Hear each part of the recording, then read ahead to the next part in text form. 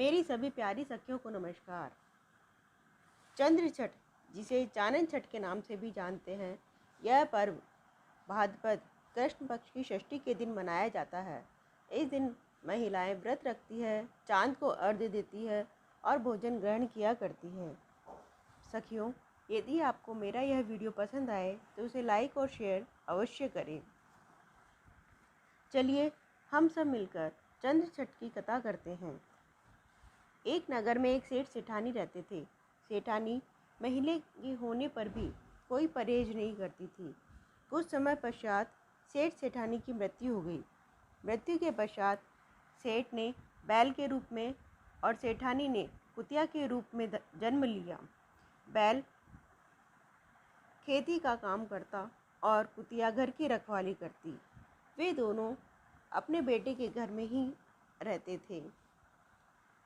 पितृपक्ष में जब उनका श्राद्ध आया तो बहू ने पंडितों को खिलाने के लिए खीर बनाई। एक चील आई और उस खीर में एक नाग डाल गई।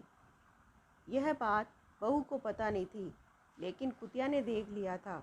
उसने सोचा, यदि यह खीर ब्राह्मणों ने खा ली तो सभी ब्राह्मण मर जाएंगे और इन्हें ब्राह्मण वध का दोष लगेगा। इसलिए उसने बहू के सामने उस खीर में मुंह डाल दिया। इससे बहू को बहुत गुस्सा आया। बहू ने उस कुतिया को बहुत मारा और उसे कुछ भी खाने के लिए नहीं दिया।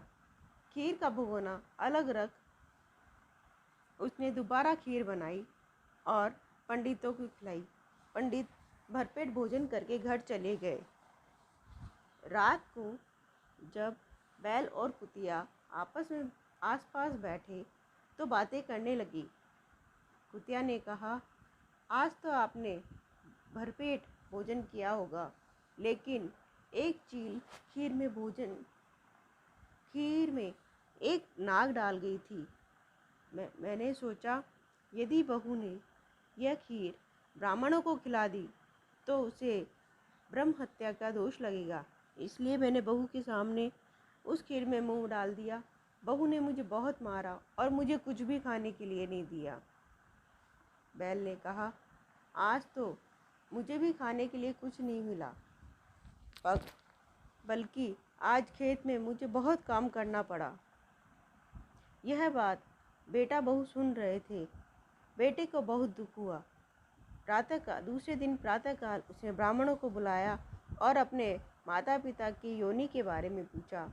ब्राह्मणों ने बताया, तुम्हारे पिता ने बैल के रूप में और माता ने कुतिया के रूप में जन्म लिया है। यह सुनकर बेटे को बहुत दुख हुआ। उसने दोनों बैल और कुतिया को भरपेट भोजन कराया और उनसे काम कराना बंद करके उनकी काफ़ी सेवा करने लगा। उसने ब्राह्मणों से पूछा कि इन्हें किस प्रकार से इस योनि से मुक्ति मिले। ब्राह्मणों ने कहा, जब कन्याएं भाद्रपद कृष्ण पक्ष की षष्ठी को चांद को अर्घ्य दे, उस समय उस पानी के नीचे यदि तुम्हारे माता पिता बैठ जाएं तो उन्हें इस योनि से मुक्ति मिलेगी, साथ ही उन्हें मोक्ष की प्राप्ति होगी। अगले चानन छठ के दिन, या आप कह लो चंद्र छठ के दिन, जब सभी औरतों ने व्रत किया, उन्हें खाना खाने के लिए बेटे ने अपने घर बुलाया। चांद को अर्घ्य देने के लिए जब औरतें गई तो उसने अपने माता पिता को उस पानी के नीचे वहाँ बैठा दिया, जिससे उन दोनों की मुक्ति हो गई।